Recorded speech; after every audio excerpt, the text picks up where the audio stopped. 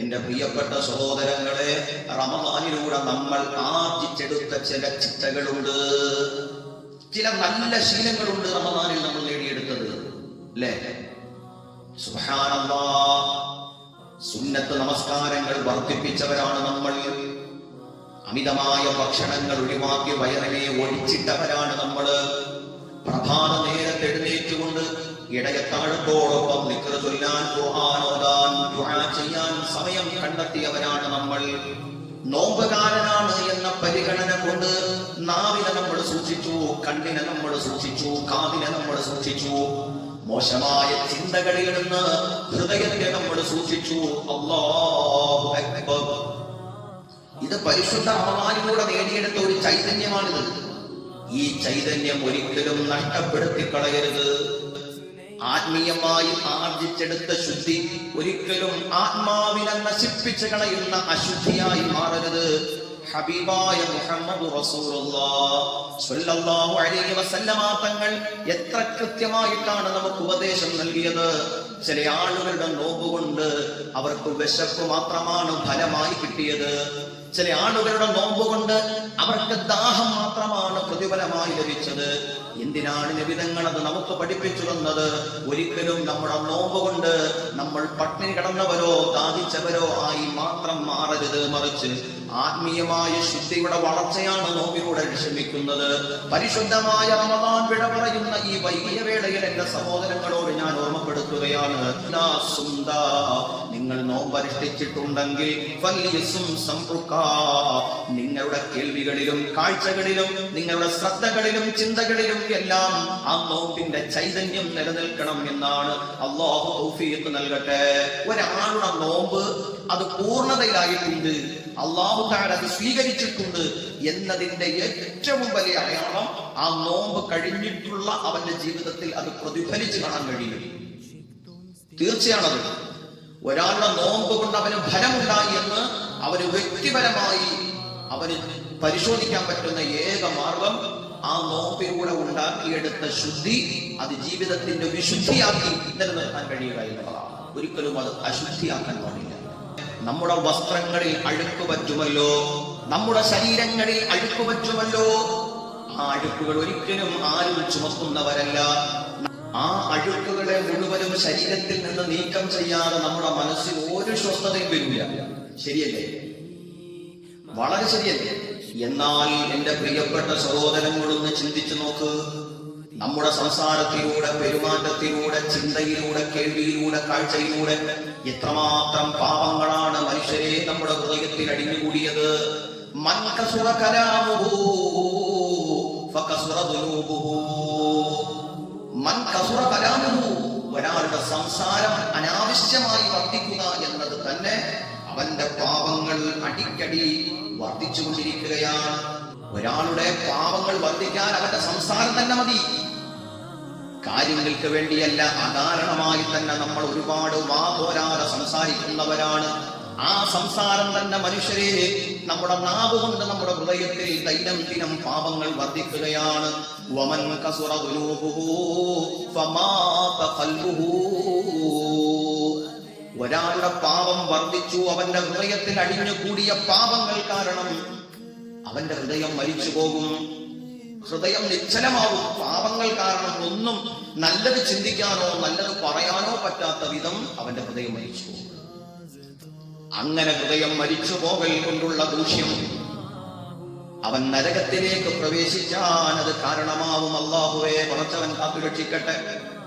പരിശുദ്ധമായ റമദാനിൽ നമ്മൾ ഏറ്റവും കൂടുതൽ വർദ്ധിപ്പിച്ചത് അദ്കാറുകളാണ്.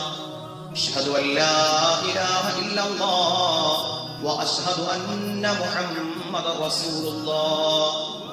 ധാരാളം ദിക്റുകൾ നമ്മൾ വർദ്ധിപ്പിച്ചു, ഒരുപാട് പ്രാർത്ഥനകൾ വർദ്ധിപ്പിച്ചു, ഒരുപാട് സ്വലാത്തുകൾ വർദ്ധിപ്പിച്ചു, ഒരുപാട് ഖുർആനുമായി നമ്മൾ ബന്ധപ്പെട്ടു.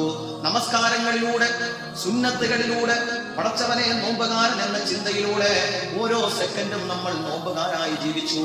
അതൊരു വല്ലാത്ത അധ്യാപനമാണ്. ആത്മീയമായ വളർച്ചയ്ക്കുള്ള മരുന്നിടലാണ്, വളമിടലാണ്. ഒരിക്കലും അത് കെട്ടുപോകരുത്, അത് അശുദ്ധമാക്കി കളയരുതെന്ന് മാത്രമാണ് എന്റെ പ്രിയപ്പെട്ടവരോട് പരിശുദ്ധ റമദാൻ വിട പറയുന്ന വേളയിൽ എനിക്ക് ഓർമ്മപ്പെടുത്താനുള്ളത്. അല്ലാഹുവേ ഹബീബായ മുഹമ്മദ് റസൂലുള്ളാഹി സ്വല്ലല്ലാഹു അലൈഹി വസല്ലമ തങ്ങൾ പഠിപ്പിച്ചുവല്ലോ, മുഅ്മിനീങ്ങളെ, മനുഷ്യന്റെ ശരീരത്തിലെ ഓരോ അവയവങ്ങളും അവനെ നരകത്തിൽ നിന്ന് രക്ഷപ്പെടുത്താനുള്ളതാണ്. ഓരോ അവയവങ്ങളുടെയും മുഖ്യമായ ലക്ഷ്യം അതാണ്. കാലുകൾ കൊണ്ട് നന്മയിലേക്ക് നടക്കുക, കൈകൾ കൊണ്ട് നന്മകൾ ചെയ്യുക, കാതുകൾ കൊണ്ട് നല്ലത് കേൾക്കുക. പരിശുദ്ധമായ ഖുർആൻ പറഞ്ഞുവല്ലോ, വലഖദ് ദറഇനാ ലിജഹന്നമ കസീറൻ മിനൽ ജിന്നി വൽ ഇൻസി ലഹും ഖുലൂബുൻ ലാ യഫ്ഖഹൂന ബിഹാ വലഹും അഅ്യുനുൻ ലാ യുബ്സിറൂന ബിഹാ വലഹും ആദാനുൻ ലാ യസ്മഊന ബിഹാ.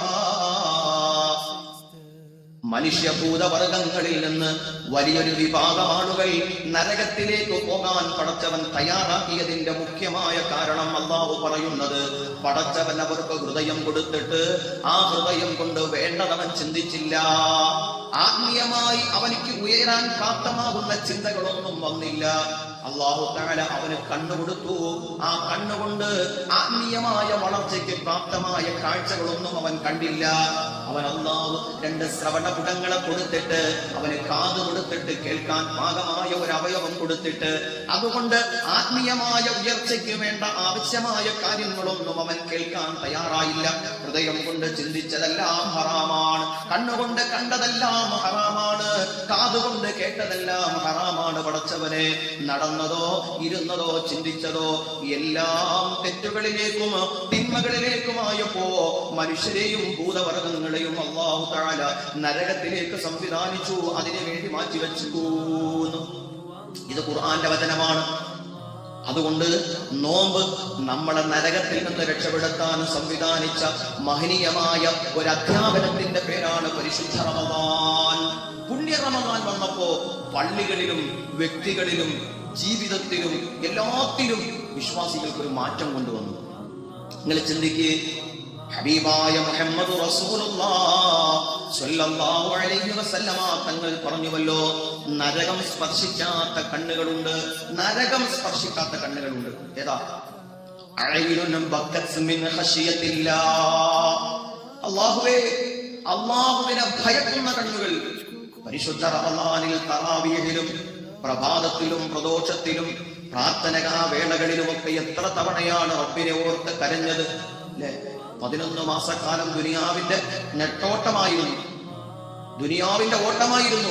പല ആവശ്യങ്ങൾക്കായി കടമുള്ളവർ, ബാധ്യതകളുള്ളവർ, കുടുംബമുള്ളവർ, വ്യക്തി ജീവിതത്തിന്റെ പ്രാരാബ്ദങ്ങൾ ചുമന്നവർ ഓടുകയായിരുന്നു. പക്ഷെ ആ ഓട്ടങ്ങളെല്ലാം പരിശുദ്ധ റമദാനിൽ ശമിപ്പിച്ചിട്ട് അവനവന്റെ ആഖിറത്തെ കുറിച്ച് ചിന്തിച്ചു. പടച്ചവനെ, വലിയൊരു കടമാണ് എനിക്ക് ആഖിറത്തിലേക്കുള്ളത്. എനിക്ക് ആരാണ് തുണ നൽകുന്നത്? എനിക്ക് ആരാണ് സംരക്ഷണം നൽകാനുള്ളത്? അവൻ അല്ലാഹുവിനെ കുറിച്ച് ചിന്തിച്ചു. അവൻ കരഞ്ഞു. ആ കരഞ്ഞ കണ്ണുണ്ടല്ലോ, അവൻ പേടിച്ച അല്ലാഹുവിനെ കുറിച്ച് ചിന്തിച്ച് കണ്ണുനീരൊഴുകിയ ആ കണ്ണിന്റെ ഉടമസ്ഥൻ അവൻ നരകത്തിലെത്തുകയില്ലെന്ന് സയ്യിദുനാ മുഹമ്മദ് റസൂലുള്ളാഹി ഐനുൻ അല്ലാഹ് അൻ മആരിമില്ലാഹ്. പടച്ചവനെ, നരകം സ്പർശിക്കാത്ത രണ്ടാമത്തെ ഭാഗ്യമുള്ള കണ്ണ് ഹറാമുകളെ കണ്ടപ്പോൾ ഇറുക്കി അടച്ചു കളഞ്ഞു. ഒരു തെറ്റ് കണ്ടപ്പോൾ ആ തെറ്റിലേക്ക് ശ്രദ്ധ തിരിക്കാതെ അവന്റെ മനസ്സിനെ മാറ്റിവെച്ചു, കണ്ണുകൾ അടച്ചു കളഞ്ഞു. അല്ലെ, റമദാൻ മാസത്തിൽ നമ്മളൊരു ഹറാമ് കാണുമോ? നമ്മൾ ഒരു വിശ്വാസിക്ക് അത് പറ്റുമോ? പട്ടിണി കിടന്ന് ദാഹിച്ച് വലഞ്ഞ് പട്ടിണിക്കാരനായ നോമ്പുകാരൻ അവന് ഹറാമിലേക്ക് നോക്കാൻ പറ്റുമോ? അവനപ്പോൾ ചിന്തിക്കും, പടച്ചവനെ, ഞാൻ നോമ്പുകാരനാണ്, എന്റെ നോമ്പ് വെറുതെ ആയി പോകും, അതുകൊണ്ട് എനിക്കിത് പാടില്ല എന്ന് ചിന്തിച്ചവരെ കുറിച്ചാണ് പറഞ്ഞത്.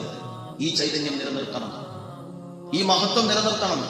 അടുത്ത റമദാനിലേക്ക് ഇത് അനുശൂതം വളർന്നുകൊണ്ടിരിക്കണം. ഹറാമുകളിൽ നിന്ന് കണ്ണുകളെ ഇറക്കി അടച്ചവൻ അവൻ നരകത്തിന് ഹറാമാ, അവൻ നരകത്തിൽ എത്തുകയില്ലെന്ന് സയ്യിദുനാ മുഹമ്മദ് റസൂലുള്ളാഹി വഅയ്നുൻ സഹറത ഫീ സബീലില്ലാഹ്. അല്ലാഹുവിന്റെ ദീനിനു വേണ്ടി, നന്മകൾക്ക് വേണ്ടി ആരാണോ ഉറക്കമൊഴിഞ്ഞത്, പടച്ചോന്റെ ദീനിനു വേണ്ടി ആരാണോ ഉറക്കമൊഴിഞ്ഞത്, ആ കണ്ണുകൾ നരകത്തിന് ഹറാമാണ്. പ്രസവനെ ലൈലത്തുൽ ഖദ്റിനെ പ്രതീക്ഷിച്ചുകൊണ്ട് അള്ളാഹ് നമ്മൾ ഉറക്കമൊഴിഞ്ഞു. ഇടയത്താടം എന്ന മഹത്തായ സുന്നത്തിനെ പ്രതീക്ഷിച്ചുകൊണ്ട് ഉറക്കങ്ങൾ മാറ്റിവെച്ചു. പാതിരാവിൽ തഹജ്ജുദിന് വേണ്ടിയിട്ട് നോമ്പുകാരെ സഹായിക്കാൻ അള്ളാഹ് എത്ര കാര്യങ്ങൾക്ക് റമദാനിൽ ഉറക്കമൊഴിഞ്ഞവരാണ്. അള്ളാഹുവിന്റെ ദീനിന് ഉപകരിക്കുന്ന ആത്മീയമായ തലങ്ങൾക്ക് വളർച്ച കിട്ടുന്ന ഏത് കാര്യങ്ങൾക്ക് ഉറക്കമൊഴിഞ്ഞിട്ടുണ്ടോ ആ ഉറക്കമൊഴിഞ്ഞ കണ്ണുകൾ പാഴായിപ്പോവില്ല.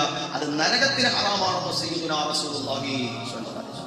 കണ്ടില്ലേ, കണ്ണാകുന്ന ഈ ഒരു അവയവം കൊണ്ട് തന്നെ എന്തുമാത്രം പ്രൊട്ടക്റ്റ് ആണ്, എന്തുമാത്രം സുരക്ഷിതത്വമാണ് അല്ലാഹു തആല നമുക്ക് നൽകിയിട്ടുള്ളത്.